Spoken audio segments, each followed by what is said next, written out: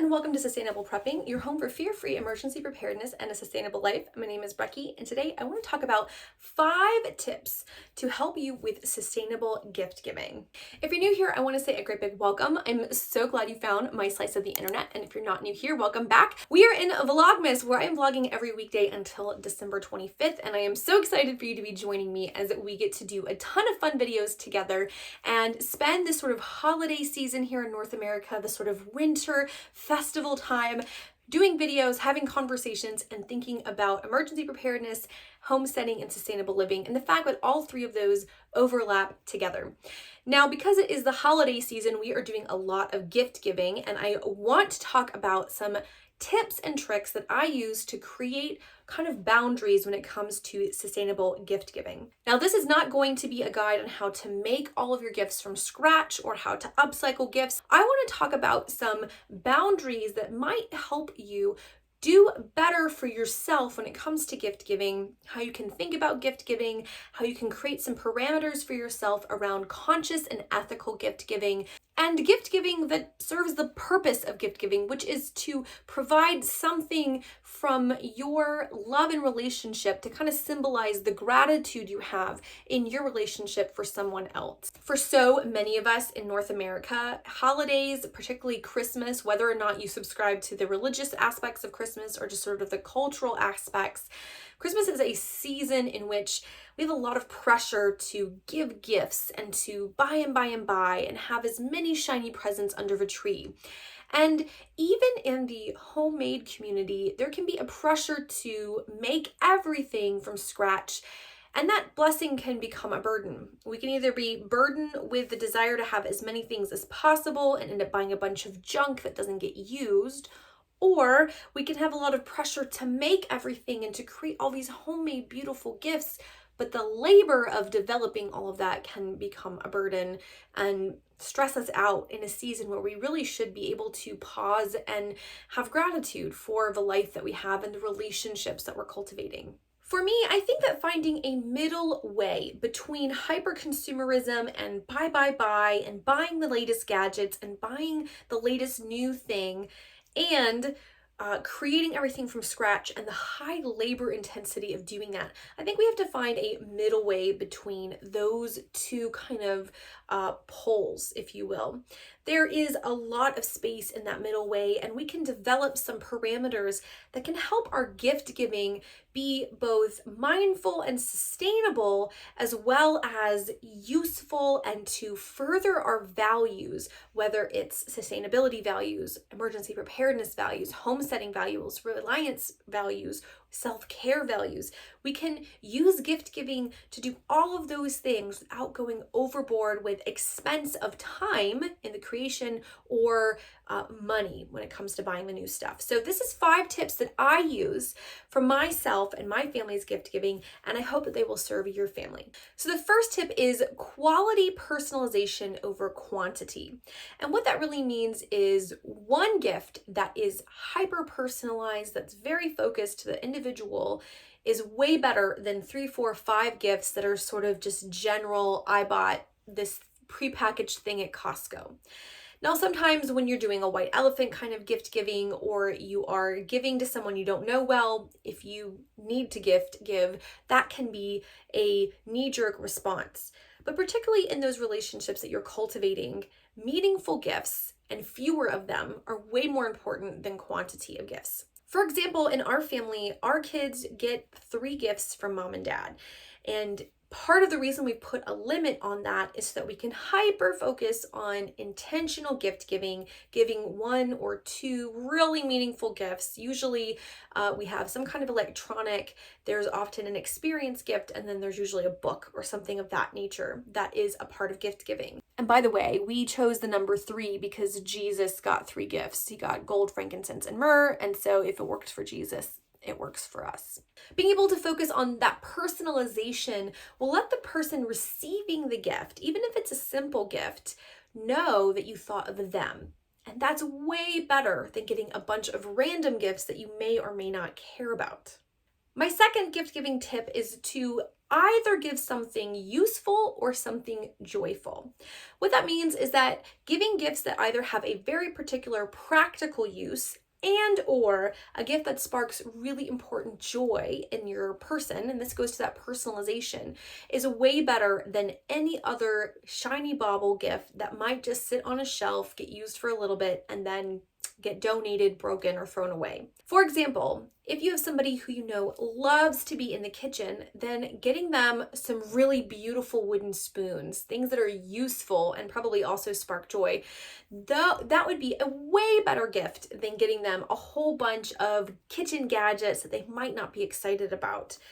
Or if you have somebody who collects art, getting them a piece of beautiful artwork from an artist they follow or in the same style that you know that they like, while it may not be practical like a kitchen gadget, it sparks a lot of joy and again leans into the personalization in tip number 1. This way, all of your gifts, they have a purpose. They're either there to bring deep joy, like maybe you know somebody who super loves comfy socks, so you get them some comfy socks for Christmas. Or they are really practical and have a use, like getting somebody a multi-tool when they need one, or getting them some prepper gear when they're just getting started.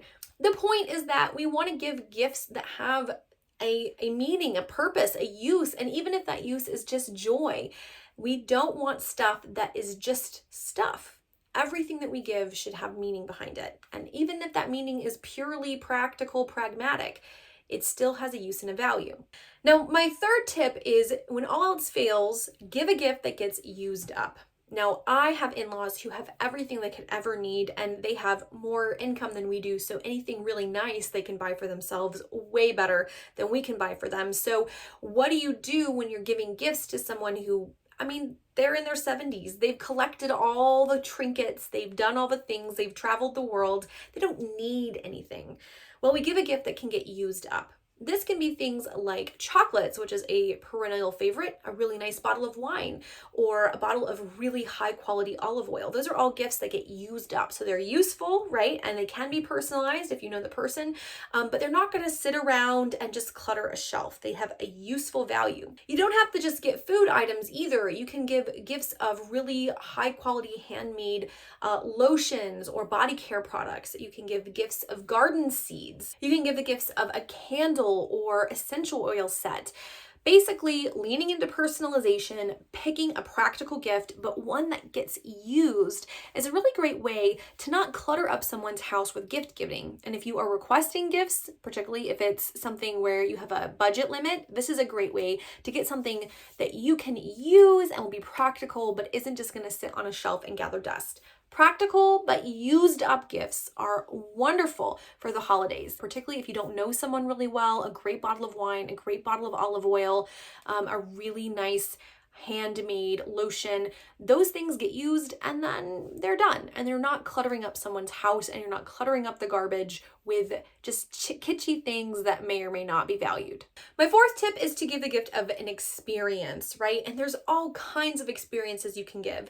You can give movie tickets or concert tickets. You can give flights or hotel points if that's something you have. You can give the gift of a dinner meal card, but you can also give the gift of like a 6-month pass to the local zoo or a museum. You can give the gift of an experience like Spotify for a year or Audible for a year or, Scribd for a year. You can give the gift of a digital course.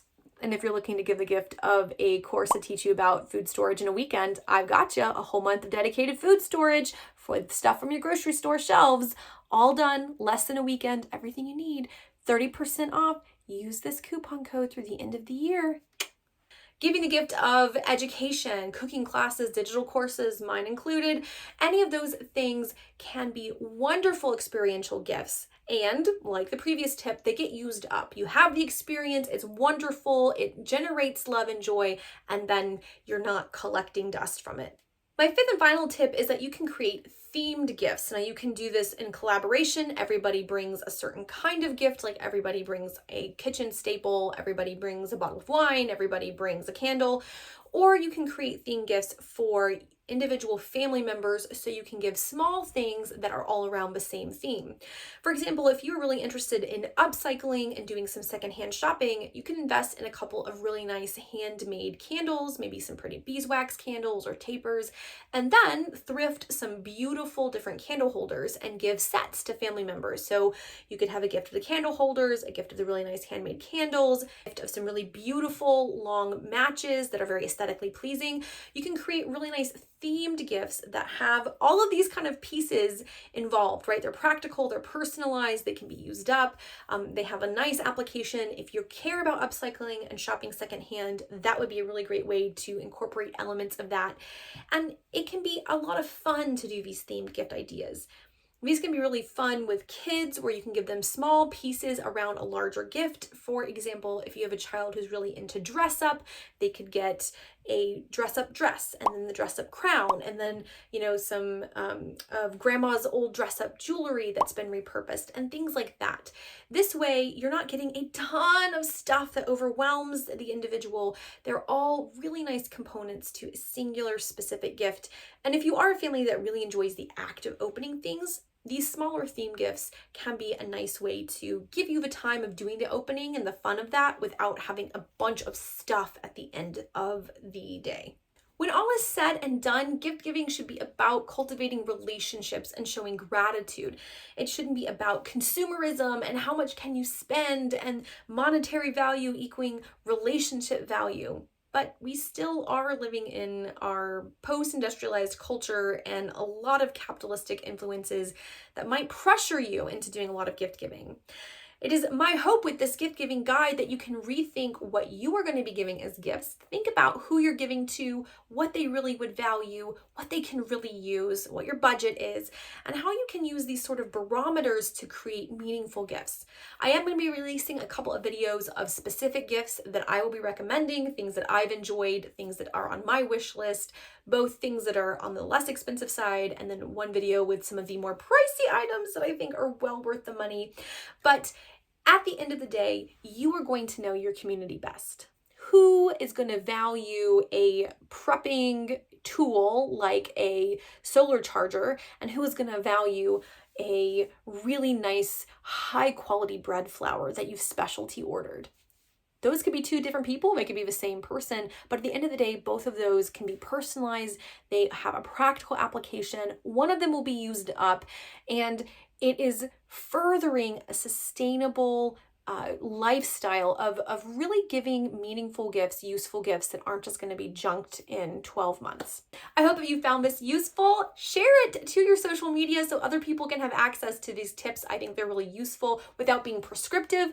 And if you have any gift giving tips, I'd love to hear down in the comments what you're doing to create more sustainable gift giving. If you want to keep this conversation going, I'll be making videos all through Vlogmas, but you can come and talk to me over on Instagram at sustainable_prepping. You can also check me out over in the Facebook group where we are chatting all throughout the month. Also, if you are interested, like I said before, use this coupon code located down in the description as well for 30% off my vast inventory bundle and my food storage in a weekend course. It's a great way to get started with prepping. And seriously, if you have somebody brand new to emergency preparedness, the experience gift of taking a course like this will really help them feel jazzed, feel confident, and be prepared for any crisis. Hope you guys are all doing well. I look forward to this conversation and seeing you in the next video. Happy prepping.